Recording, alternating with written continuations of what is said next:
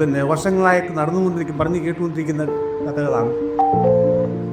അതിലാണ് ഒരു ദിവസം ഒരു അധ്യാപകൻ ക്ലാസ്സിൽ ചെന്ന് പഠിപ്പിക്കാൻ തുടങ്ങി. കുട്ടികൾ ഇത് ചിരിക്കുമ്പോൾ എല്ലാ കുട്ടികളും ചിരിക്കുകയാണ്. അദ്ദേഹത്തിന് കാര്യം മനസ്സിലാകുന്നില്ല. അപ്പോൾ സാറ് ചോദിച്ചെന്താ നിങ്ങൾ ചിരിക്കുന്നു? ഒരു കുട്ടിക്ക് ചൂണ്ടിക്കാണിച്ചപ്പോൾ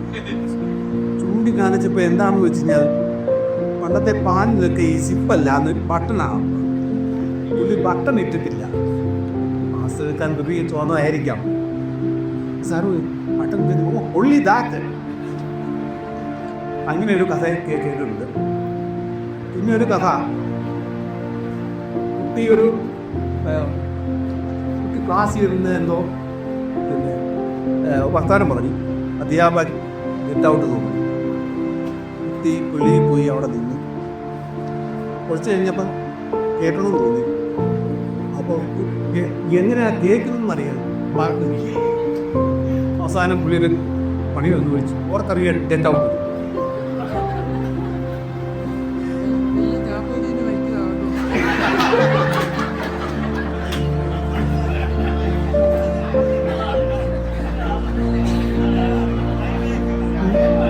എന്നെ സംബന്ധിച്ചൊരു കഥയെന്ന് പറയാം.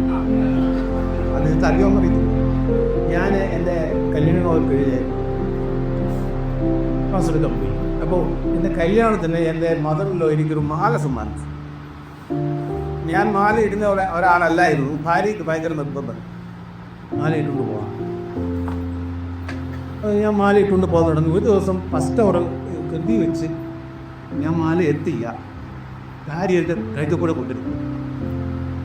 ഇട്ടത് കുറച്ച് വെളിയിലായി. ഇതൊന്നും ഞാൻ ക്ലാസ് എടുക്കാൻ പോയി. പിള്ളേരെല്ലാം കൂടി ചെയ്തു. ഇതുപോലെ അപ്പം ഞാൻ എന്താന്ന് പറഞ്ഞു, ഒരു കുട്ടിക്കും തൂതി കാണിച്ചത്. അപ്പം ഞാൻ ഞാൻ ചവത്തും ഇങ്ങനെ എനിക്കൊരു സംഭവം ഉണ്ടായിരുന്നു.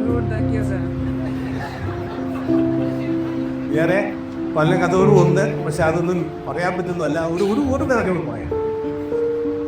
അതായത് ഞങ്ങളുടെ ഡിപ്പാർട്ട്മെൻറ്റ് എല്ലാവരും കൂടി എല്ലാവരും കൂടി ഇരിക്കുന്ന ഒരു സ്ഥലം എന്ന് പറയുന്നത് ഫസ്റ്റ് ഫ്ലോറിലെ കോട്ടറാങ്കിയിലെ സൈഡിൽ ഒരു മുറിയായിരുന്നു. അപ്പോൾ നമ്മ സാറിൻ്റെ നേതൃത്വത്തിൽ എല്ലാ ദിവസവും ചായ കുടിക്കാൻ പോകുന്നതിന് ആരെങ്കിലും ഒരാൾ സ്പോൺസർ ചെയ്യും. അപ്പോൾ അതിന് എന്തെങ്കിലും ഒരു പുതിയ ഷർട്ട് ഇടുക, അല്ലെങ്കിൽ പുതിയ പാൻറ് ഇടുക, ഇങ്ങനെയുള്ളവരെ ആൾക്ക് ആ പുതിയ ഷർട്ട് അവരാണ് അത് ഇന്നത്തെ ചായ. ഒരു ദിവസം നോക്കിയപ്പോൾ ആരെയും കാണുന്നില്ല. അപ്പോൾ എന്തായാലും ലോട്ട് ഇടാവുന്നു, നറുക്കിട്ട് വീഴുന്ന ആൾ ചായ വാങ്ങിച്ചു. അപ്പോൾ അങ്ങനെ ഇത് നേരെ പേരെഴുതി, അവിടെ ഇരിക്കുന്ന ആളുകളെല്ലാം പേരെഴുതി നറുക്കെടുക്കുന്നതെന്ന് വെച്ചാൽ ഒരാളുടെ പേരെഴുതി അത് വായിക്കും. അടുത്തും ആ ആളല്ലെന്നുണ്ടെങ്കിൽ വെളിയിലൊക്കെ തടയും, താഴോട്ടിടും. അടുത്തതും താഴോട്ടിടും. അപ്പോൾ അങ്ങനെ വന്നപ്പോൾ സാറ് തന്നെ പേര് വിളിക്കുന്നതാണ് ഇന്ന ആൾ. അടുത്തവരും സാറ് തന്നെ പേര് വിളിക്കും, വഴി താഴെ വിടും. ഏറ്റവും അവസാനം വന്നപ്പോൾ ഒരു സാറിൻ്റെ പേര് വന്നു. അപ്പോൾ ആ സാറ് ചായ കുടിക്കാനായിട്ട് എല്ലാവരും പോയി. അപ്പോൾ ഇതിലെഴുതിയത് ആ സാറ് താഴെ പോയി ആരും പേർക്കെഴുതും എല്ലാ ഹാജരത്തിന് പേര്. ഇങ്ങനൊരു സംഭവം ഉണ്ടായിരുന്നു. ഓക്കെ, നീയത്തിനായിരിക്കും ഈ കണ്ണു പറവലും പക്ഷിങ്ങമല്ല സന്തോഷമാക്കുന്നത്. ആരെ കരുത്താൽ ഈ എന്നൊക്കെ ചുമച്ചാലും നീ സമാധാനം ഒന്ന് ചിരി അങ്ങനെ ഉണ്ടായൊക്കെ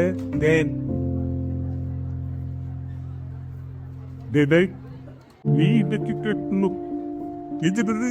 ഇതിനായിരുന്നു എന്റെ പിന്നീട് ഞാൻ വെറുതെ പറയുക.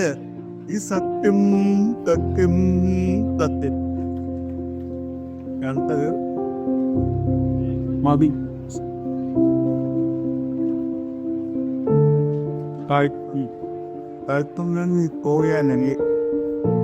പോയാൽ ഞാൻ ഈ തയ്യാവർക്ക് പാതി പരിക്കും. കയത്ത മക്കൾ അടുത്ത ശങ്കരാടി. ഓ കറുത്തമ്മ പോകാനല്ലേ? കറുത്തമ്മ പോയാൽ ഞാൻ കണാക്കുറക്ക് പാരി കടന്ന് മരിക്കും. അപ്പൊ കടന്നുപോയി കണ്ട് കുറ്റവും അടുത്ത് പോകുന്നു. അലിയ 6 പെൺമക്കളുടെ ഞാൻ സത്തയാണ് ഞാൻ. ഒരു ഡ്രൈവറുടെ ശമ്പളം പോലും 6 പെൺമക്കൾ പന്മക്കളെ പ്രവൃത്തമാ കഴിയാ. അനിയ നീ ഒന്ന് ചിന്തിച്ചു നോക്ക്.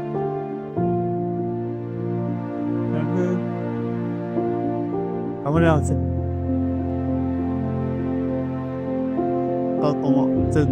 나오는 거 그거 대전에 근데 백금다리 짜니까 러천kan 아르까는 문무교들이 갈라를 백두판이 되기래 얘네기연 엔데 이니마고그 이니모 이게 무례한데 마이세케 이게 പെണ്ണില്ല അവന് കൊടുത്ത് അവന് ഇക്കപ്പിനെ ആക്കി ഇനി രക്ഷയ്ക്ക് ഞാൻ അഭ്യർത്ഥില്ല. നമസ്കാരം.